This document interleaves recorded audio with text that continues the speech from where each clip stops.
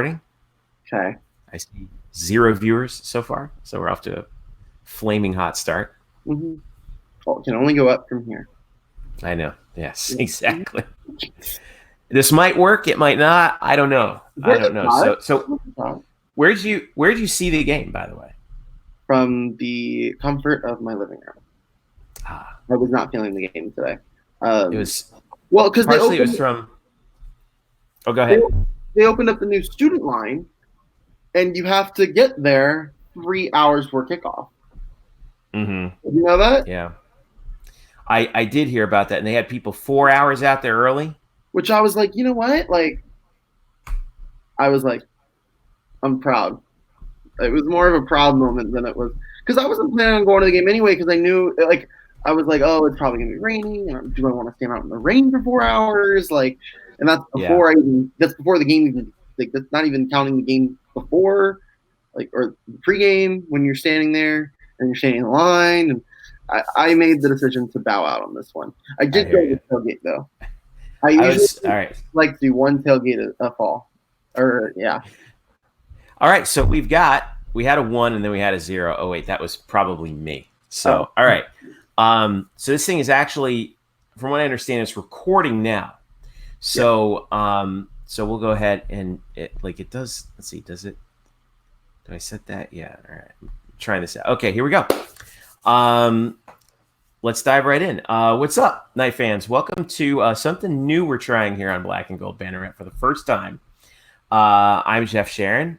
He's Jeremy Brenner, and this is Night Shift. We're doing a post-game live video chat, basically through our YouTube channel, which you should have a link to if you check out our Twitter account, which is UCF_Banneret. And we're going to spend about the next hour or so talking about UCF's wipeout of Stanford today at Spectrum Stadium. Be sure to hit us up on Twitter at UCF_Banneret. We're going to talk, and you can also hit us up on Facebook as well, facebook.com/Black and Gold Banneret. Hit me up at Jeff_Sharon. Hit Jeremy up at Jeremy Brenner. We got a lot to talk about. I'm hoping if this goes well and you guys like it, that we'll do this after every game.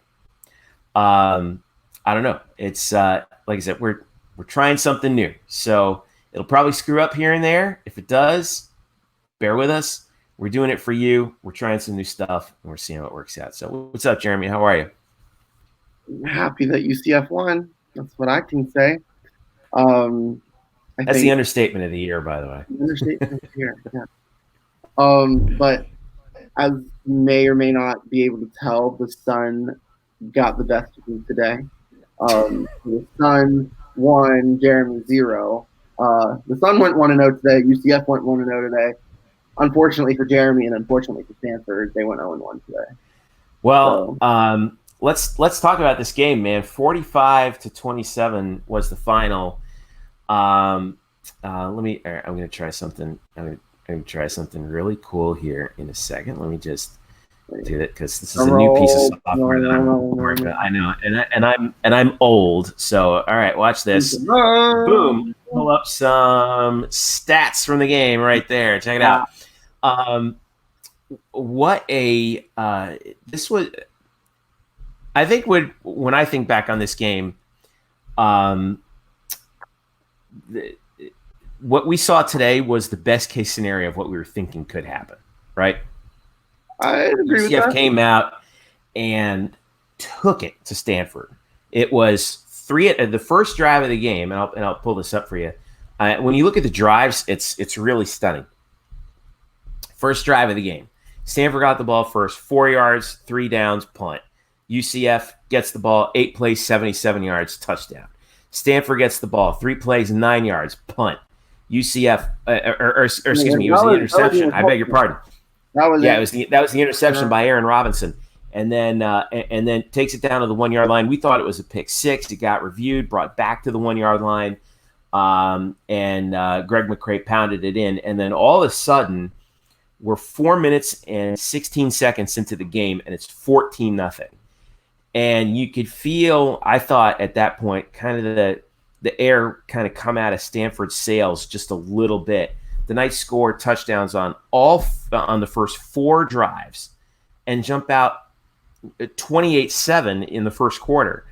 It was I hate saying it, but it's true. It's as thorough an ass kicking, I think, as we've seen. This is against a Pac-12 team that was, not just good, but it is considered a physical team. And I thought that Stanford had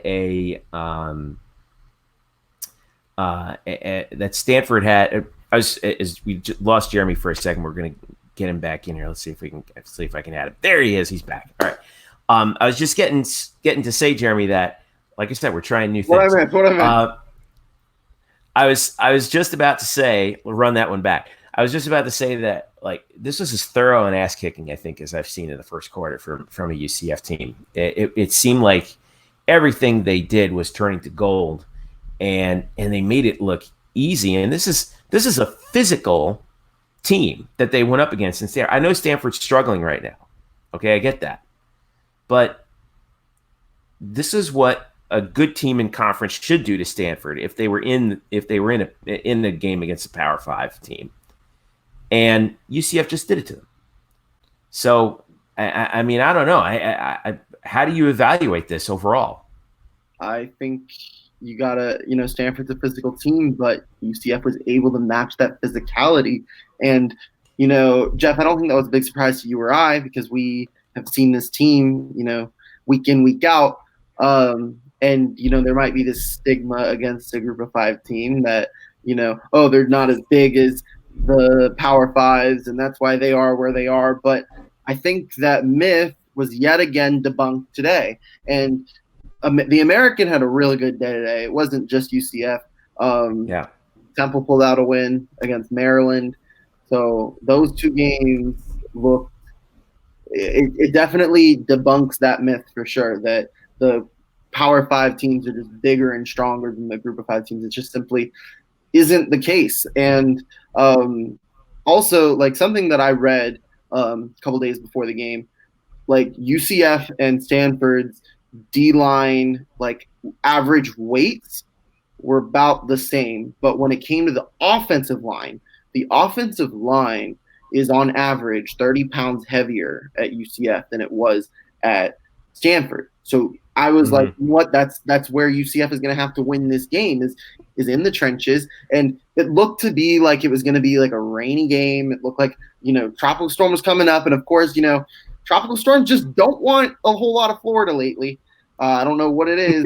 Maybe Dorian, called out Umberto over there and was like, hey, don't fly it over to Florida or something like that. But totally, like, I wasn't surprised by the outcome, but I was surprised at how we got to the outcome. I didn't think that the Knights were going to be as dominant from the jump. And I think that was a big part of why they won the game, is because they took control early and they just ran with it. And they forced Stanford into a hole they simply couldn't dig themselves out of. Yeah. And in my opinion, props to Heupel. I think that this is one of the better coaching performances we've seen from him. And, part of what the criticism we've had from Heupel is, he inherited Frost's team, and he, has done, he took a 12-0 team and he had, he just had the remnants of a perfect team, and he just, kind of did what he did with that. But I think today what we saw was possibly the best coaching performance we've seen from Heupel, outside of maybe the AAC championship game from last season. I just think that he had our guys way prepared and totally in the right mindset to get into this game. And that's why you saw an 18-point win against the Power 5 team. You mentioned a good day for the American. I got the scores pulled up over here. You see Cincinnati got the win. Temple, actually, they almost gave that game away to Maryland. I think Maryland had a first and goal late, and Temple got a late stop. Navy did what they wanted to with Memphis today, with ECU. I beg your pardon.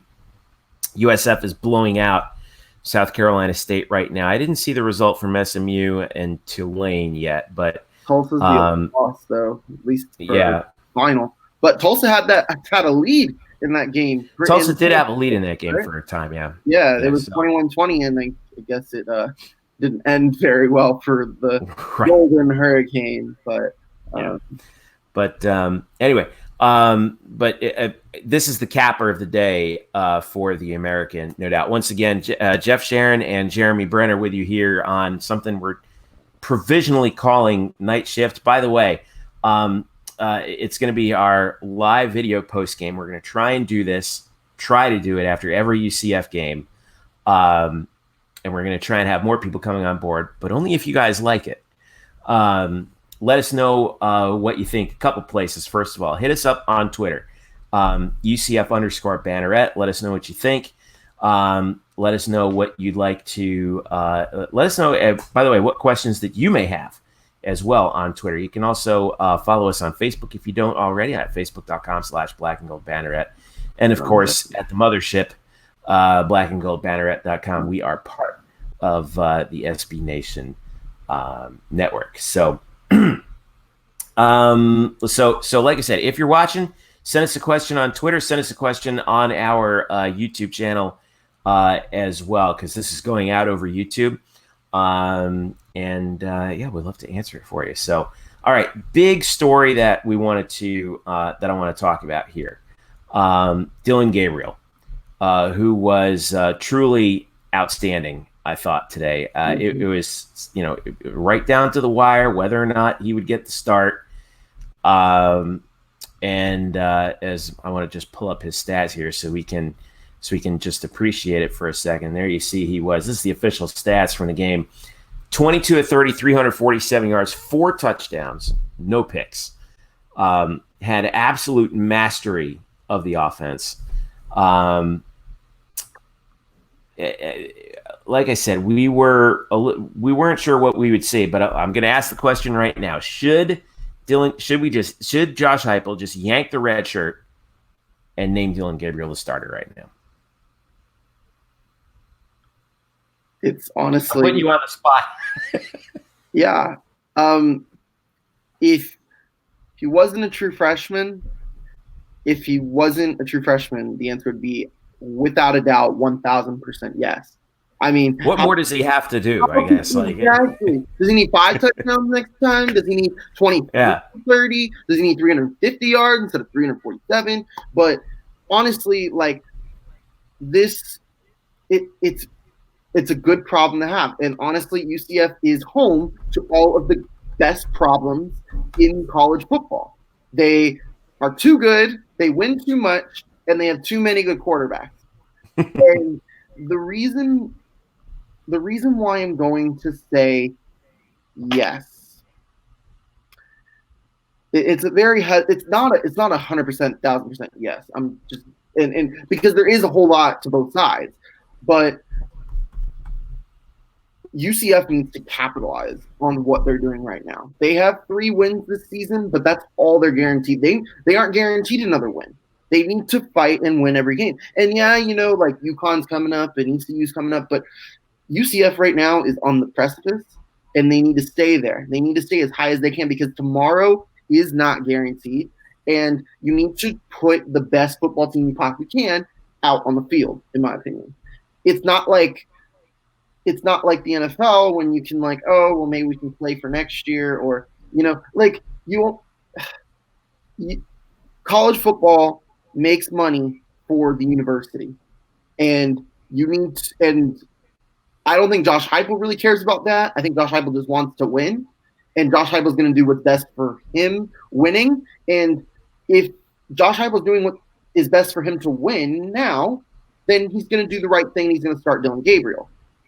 However, there is this thing about, if we only play him 4 games this year, we have an extra year of eligibility. Then there's a good old friend named McKenzie we haven't even brought up yet, and that throws a whole other wrench into it. That's also the thing. I think if McKenzie wasn't here, I'd absolutely start Gabriel.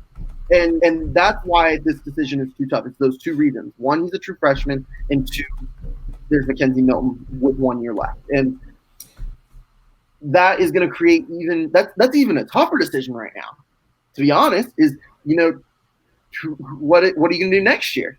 Because you can't just say, oh, Dylan, thank you for throwing 350 yards and 4 touchdowns. Now you don't get to play until 2021. Congratulations.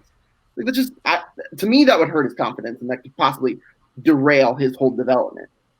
But there's just so much to either side, Jeff. Honestly, if I'm Josh Heupel and if I'm in the coach's seat, I start him. But I would understand if he didn't. I get that it would be a very conservative play to not start him. And I get the argument about the red shirt and everything, but I was talking. Everyone who I talked to about Dylan Gabriel this year said, he's the real deal, man. But it's one thing to hear that. It's another thing to see it with your own eyes. And I'll be honest with you. I was one of the guys who was a little iffy. I say, after the FAMU game when everyone was going nuts about him, I was like, I don't know. I'm not 100% on board. The defense gave him a short field a few times. It was an incomplete grade, basically. The game against FAU, I thought he really looked like a freshman out there. He had this gigantic bag of goodies that he could play with. But you go back and look at that second quarter. Yeah, he was hitting some guys and missed out on a few things. But I was still like, he's not there yet.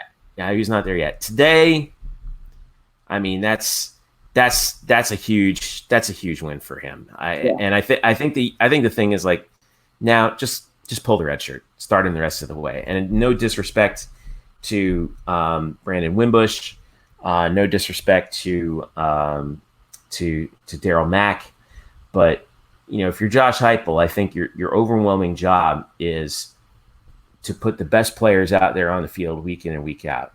And Dylan has done that. Dylan has definitely done that. Question on our YouTube channel. Mike Doty asks us, how big of a recruiting impact did this game have for UCF? Great question. I think that this was big. I think that the last couple of years, the USF game in 2017, the Cincinnati game last year had a big effect in terms of introducing UCF. I mean, from a national perspective. I mean, you got to understand that everyone else around college football is only just learning what we've already known.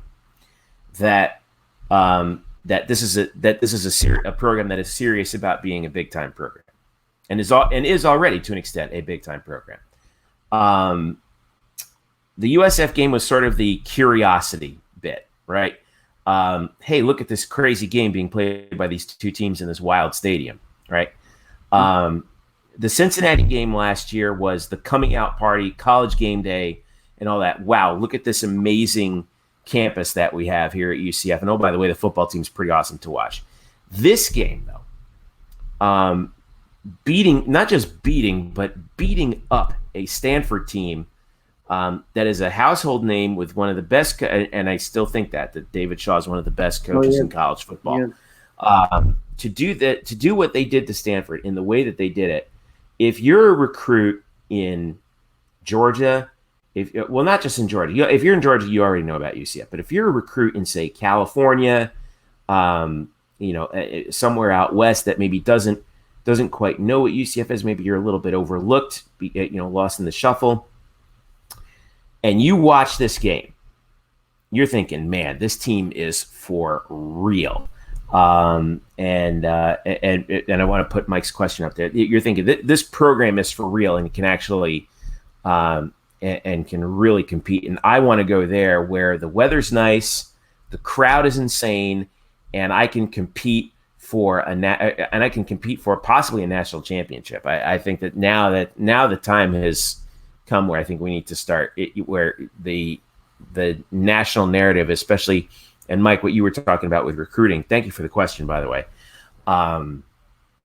This is a big win. This is a big win for UCF, no doubt.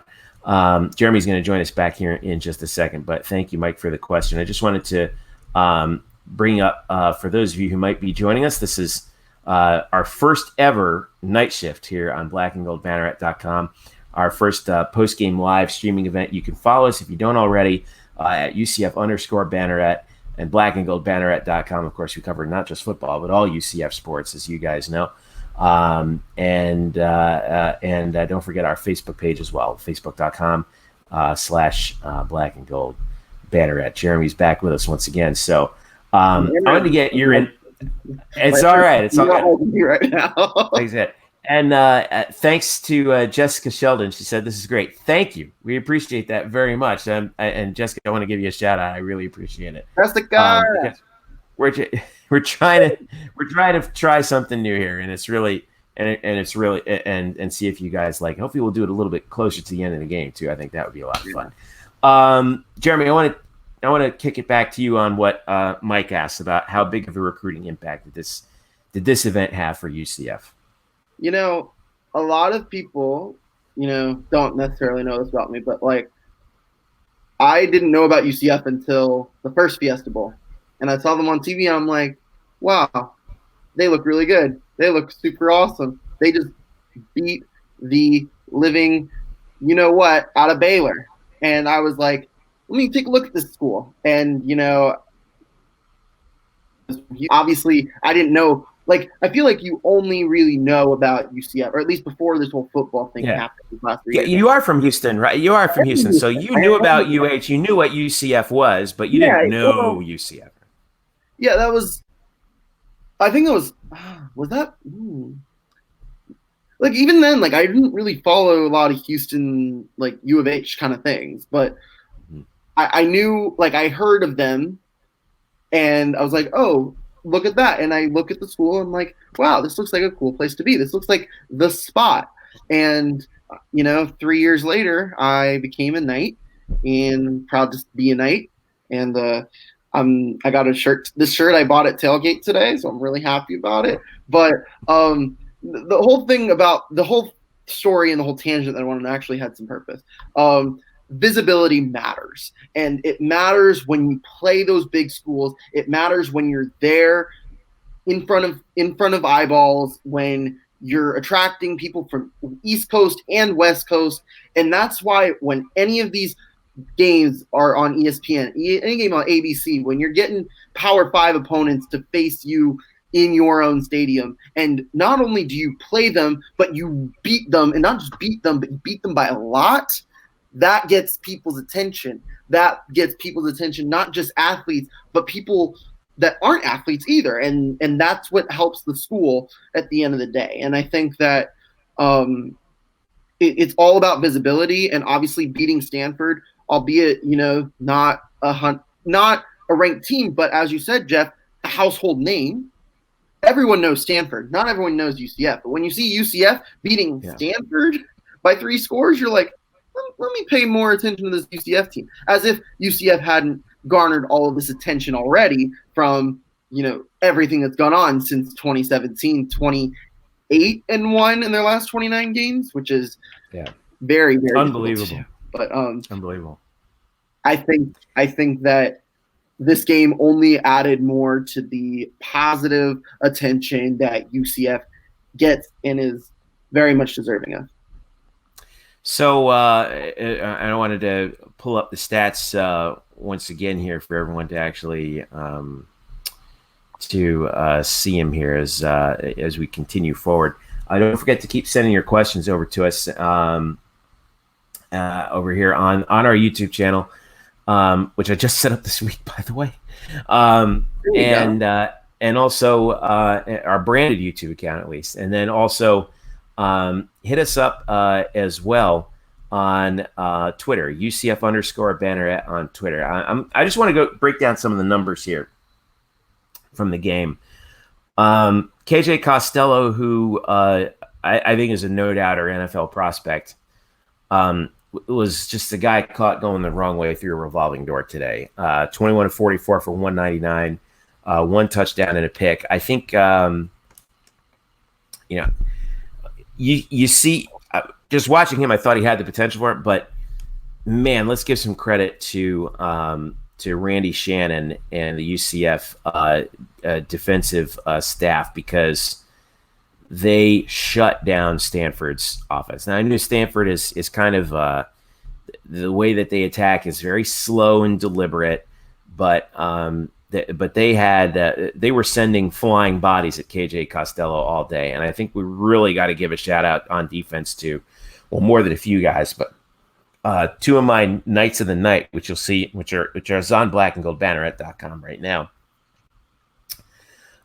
We had obviously I had Richie Grant up there because he was all over the place too. 8 tackles, led the team. He had 3 passes broken up. And of course I had excuse me, Aaron Robinson as well with the interception. But a couple guys just spent the entire afternoon in the Stanford backfield. Randy Charlton, especially in that first half, was all over the place today, wasn't he? Oh my goodness. He is fun to watch, that Randy Charlton. I am very, very happy with what he's been able to do, not just today, but for this entire season so far. Definitely is creating a dynamic on that defense that hadn't been there before. And I think what the defense had been missing over the past 2 seasons was a little bit of just like meanness. And just like I don't just I want to beat the you know what out of you.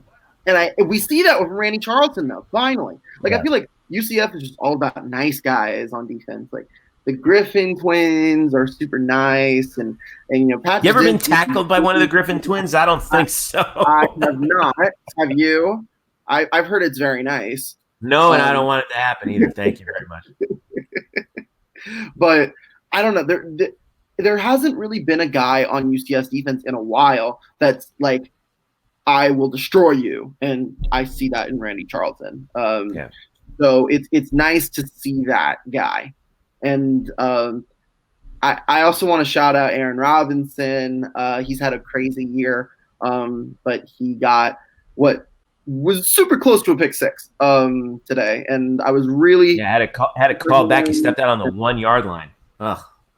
Just give him the touchdown at that point, honestly. And he stepped out of bounds. Follow the rules. Greg McRae was like, "Thank you very much. I'll take that touchdown." Yeah.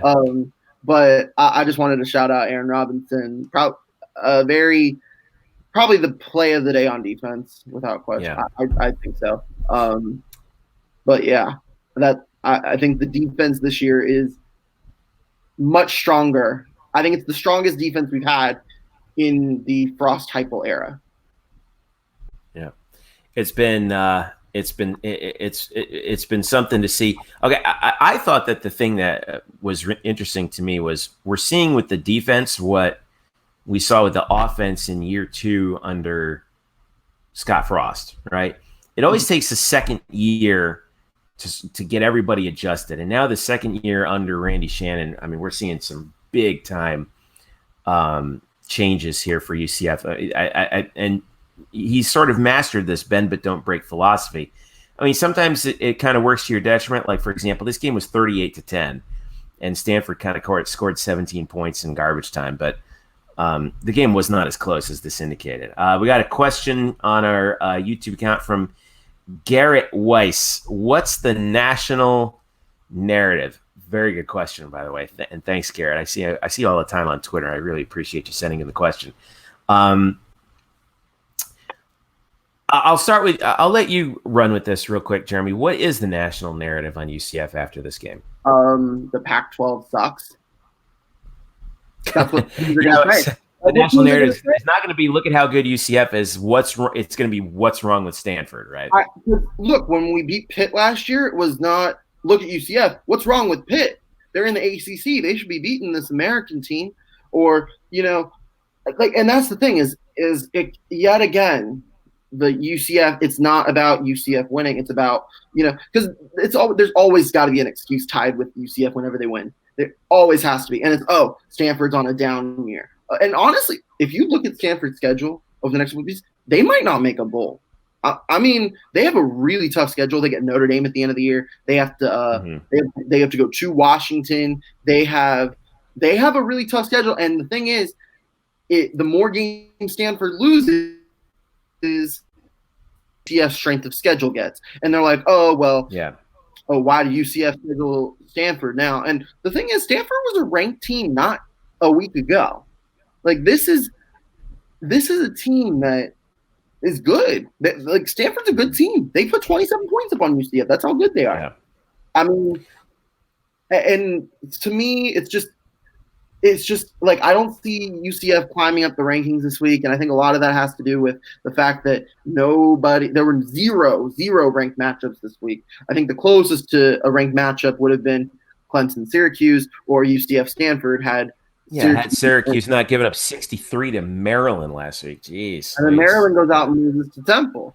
So it's like, even with that, I mean, with Temple and Maryland, I think you're going to say, like, Temple's a weird story, though, because Temple is at least a little more established in, like, they have – and that's the thing is Temple's been around for years and years and years, a lot longer than UCF has. UCF on year, 23, 24 of being a D1 FBS program. So that – Although Temple's been bad for a year the concept of Temple being good is relatively new, though, I think. I wanted to bring up some of the national reaction, by the way, that I thought it was interesting.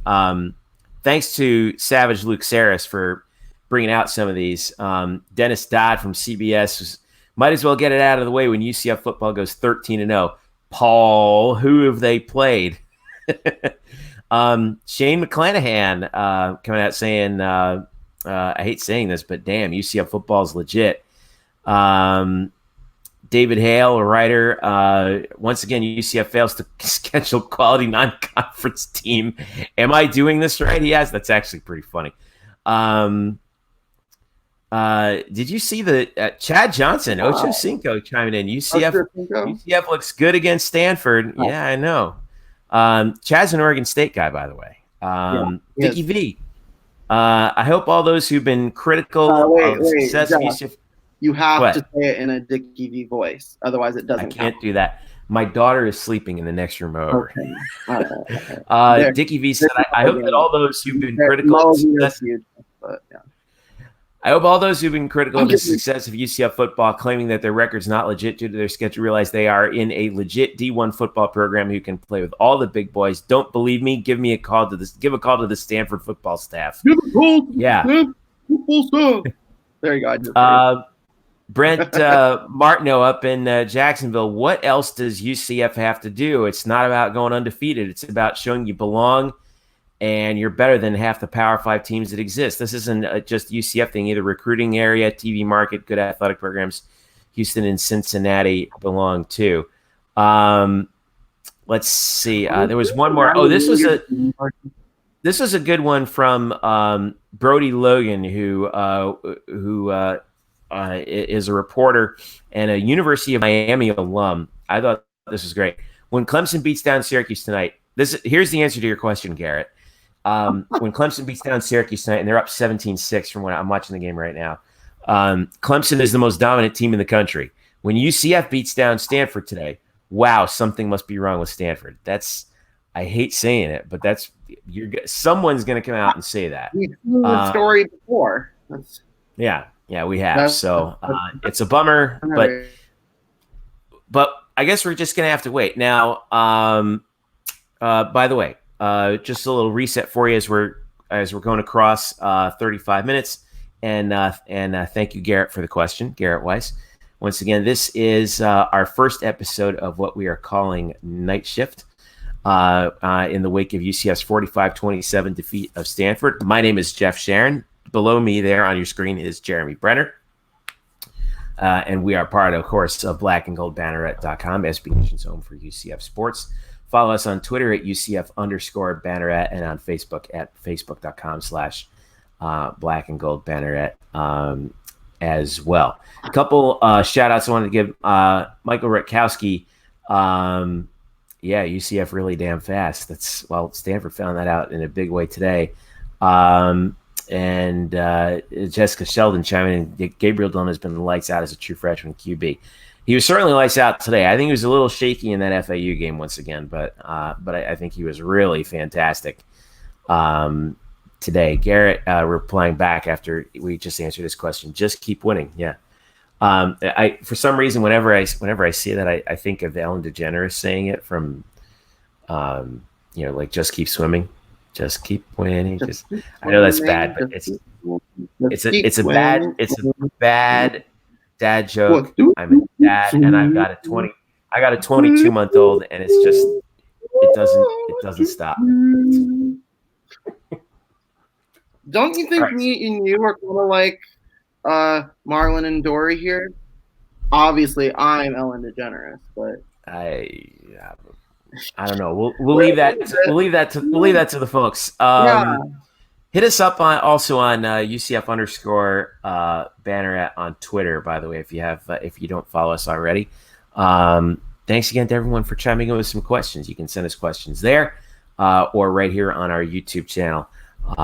And make sure you hit the subscribe button and then ring the bell so you can get notified when we go live on this. This is the first time we've tried this. And I'm hoping that we will be able to do this more often, right after every UCF game, and we'll have more people on. Brian Murphy right now is actually traveling back home from the game. He's going to have his column later. I've got my Instant Reacts column up. We're hoping to get everyone on board.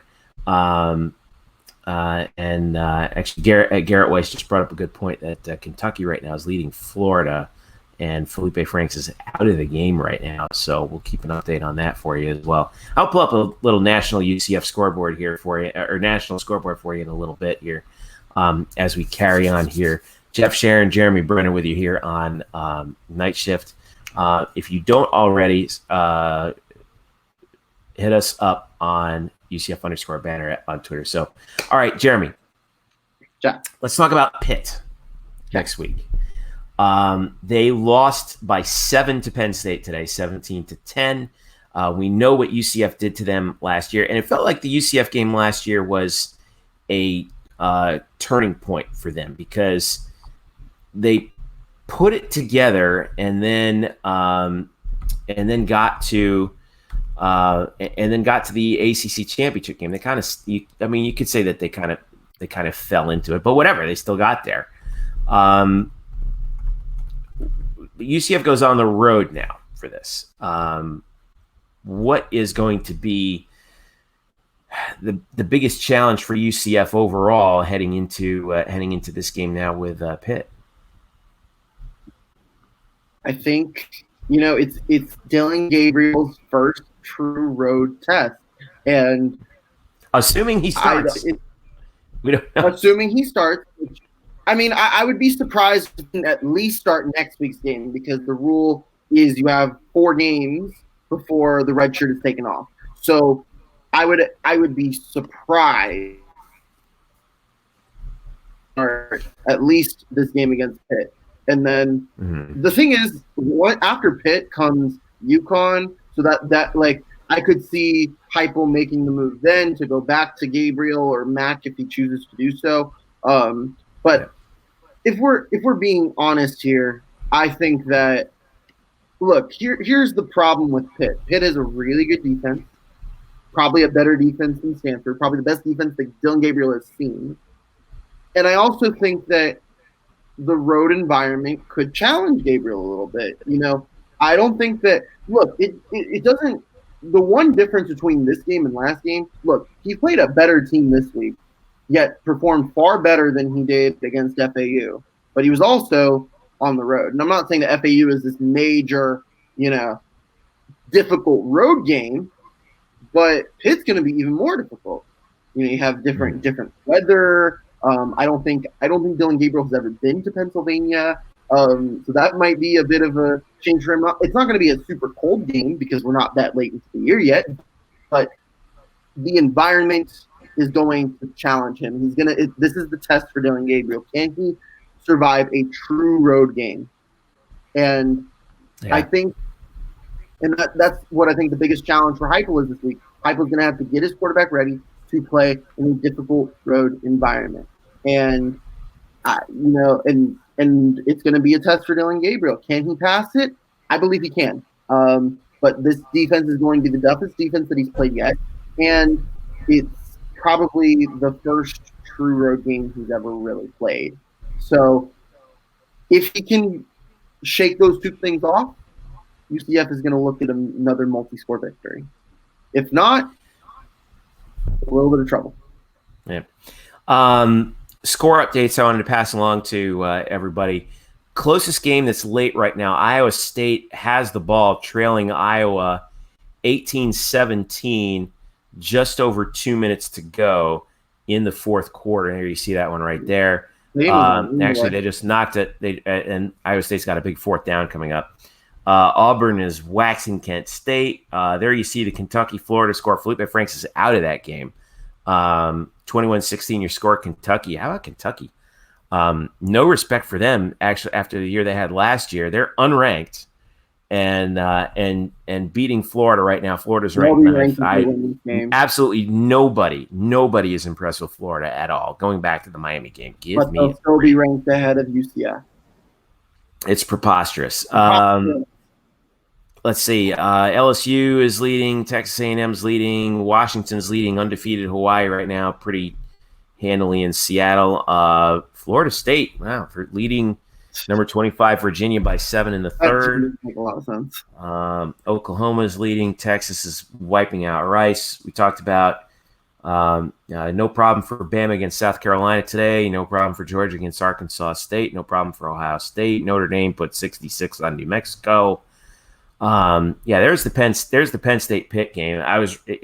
Pitt's going to come in 1-2 in this game, and it's a shame because the narrative again is going to be, oh well, what's wrong with Pitt? Looking at their numbers, let's see. Pickett was 35 of 51 for 372, and they scored 10 points. Team stats from this game, as I'm pulling them up right now, and just looking at this from the beginning. Pitt cannot run the ball. 25 carries for 24 yards. If they decide to attack UCF through the air, that's what UCF is just dying for right now because the secondary is so good.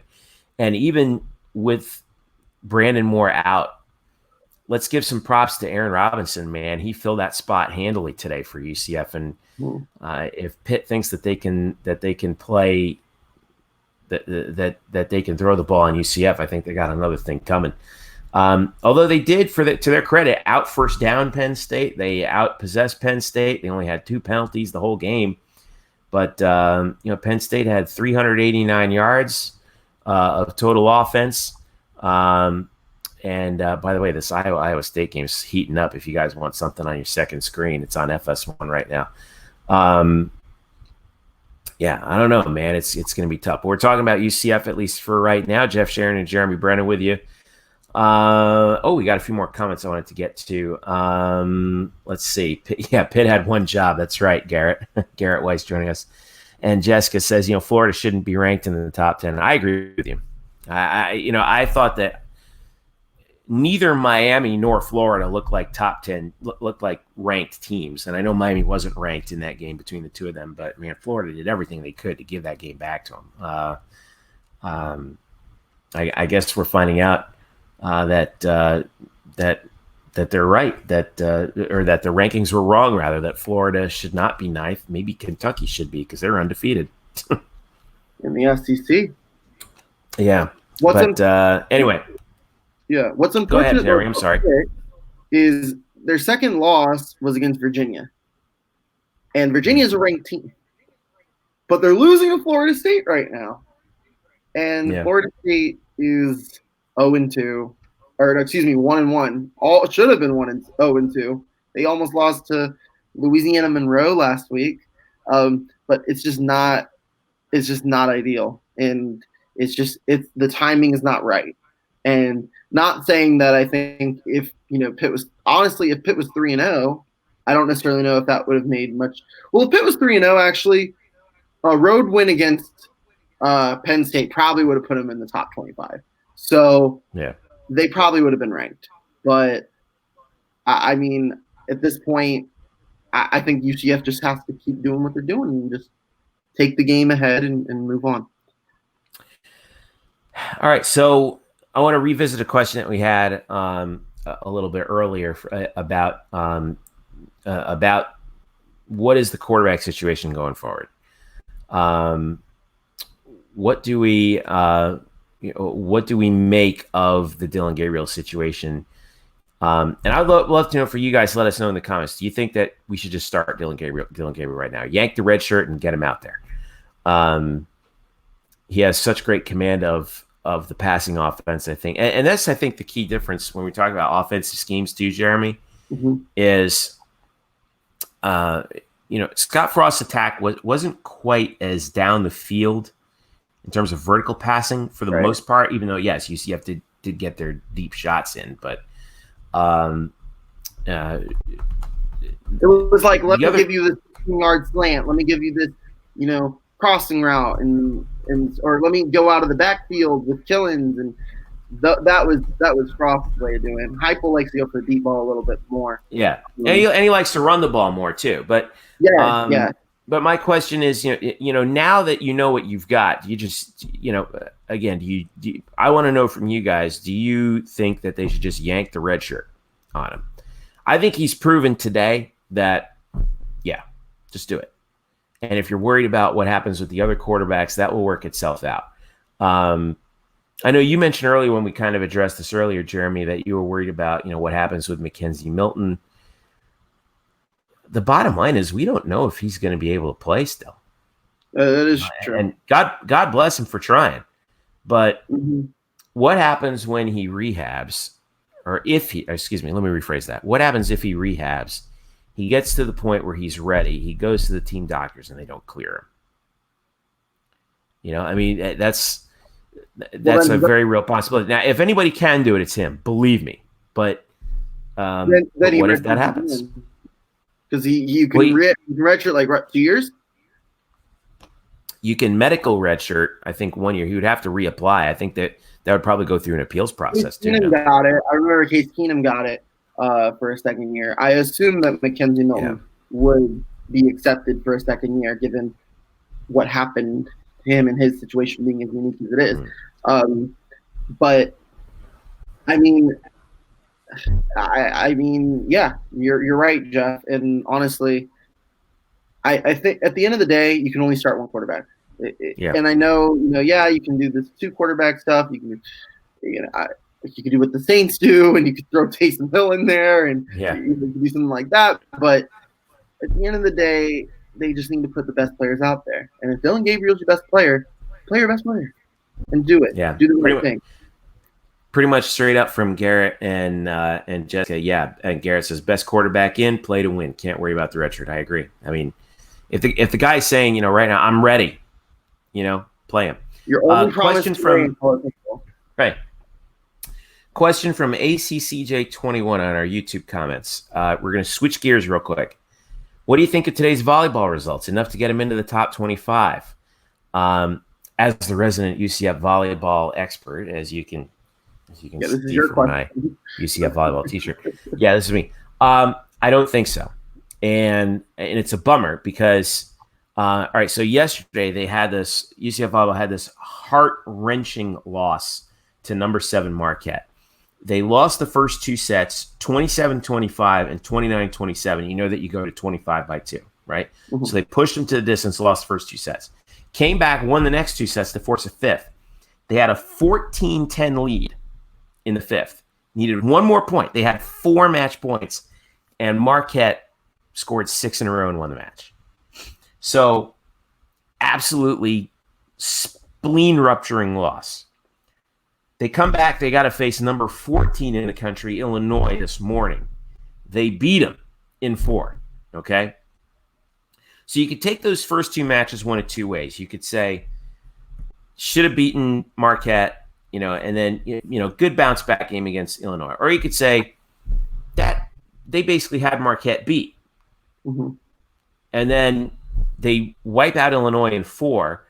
Earlier today, in the nightcap of that tournament, they played 2 matches today. They lost the second match to the home team, which is Illinois State.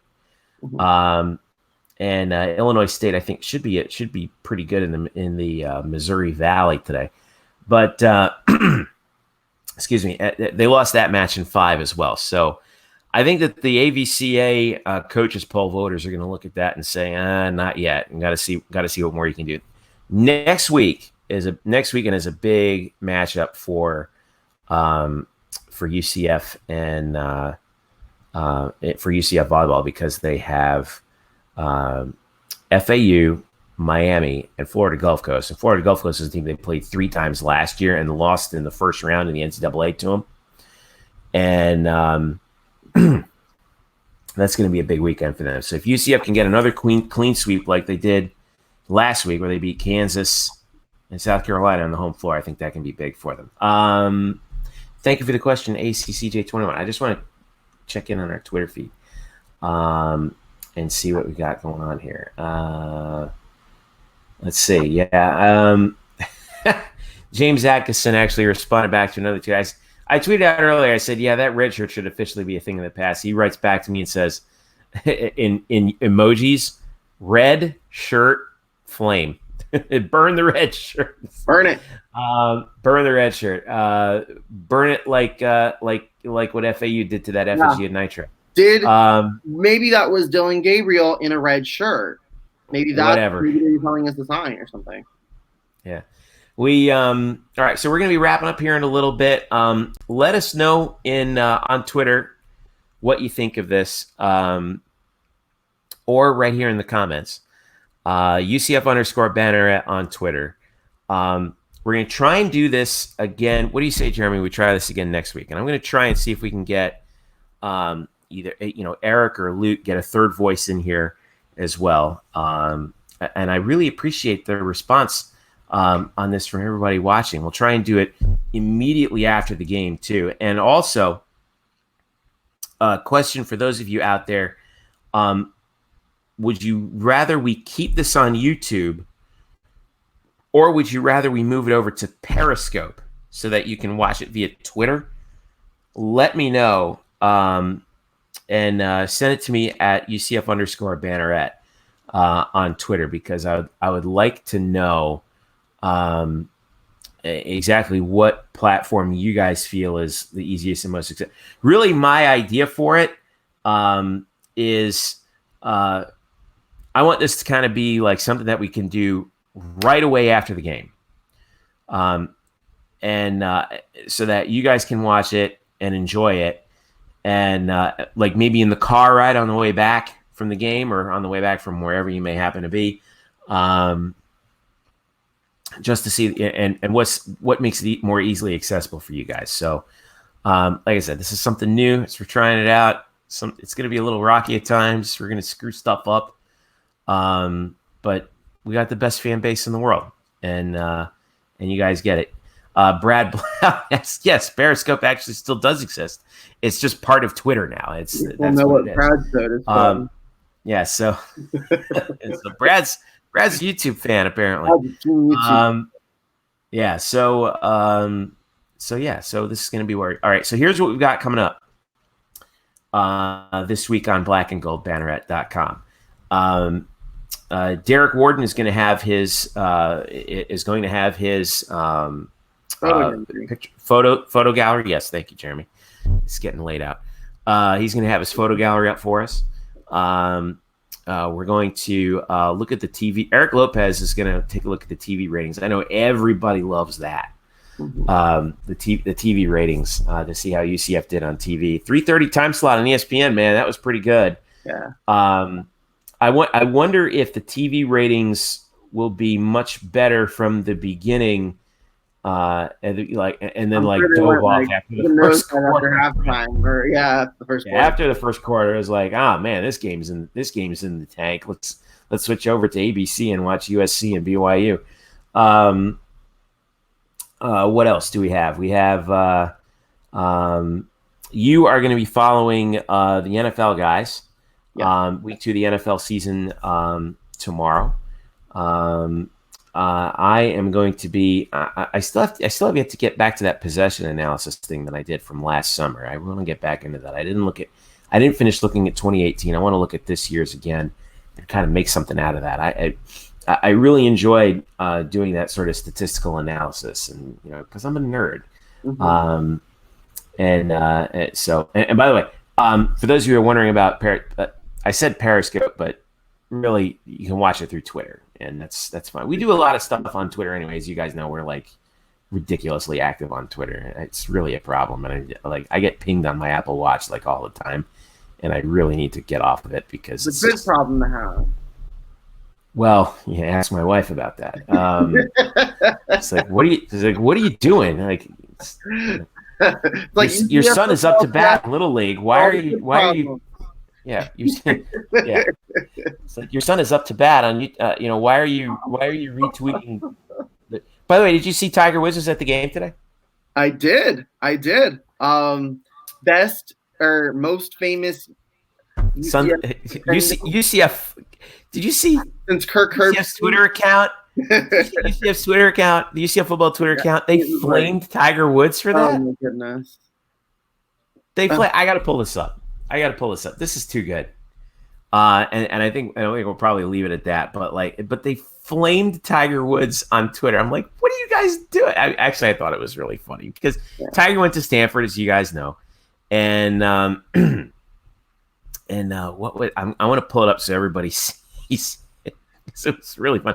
They said, they put a picture up of Tiger Woods in his Stanford gear on the sideline. It said, guess the Sunday red doesn't work on Saturdays, huh?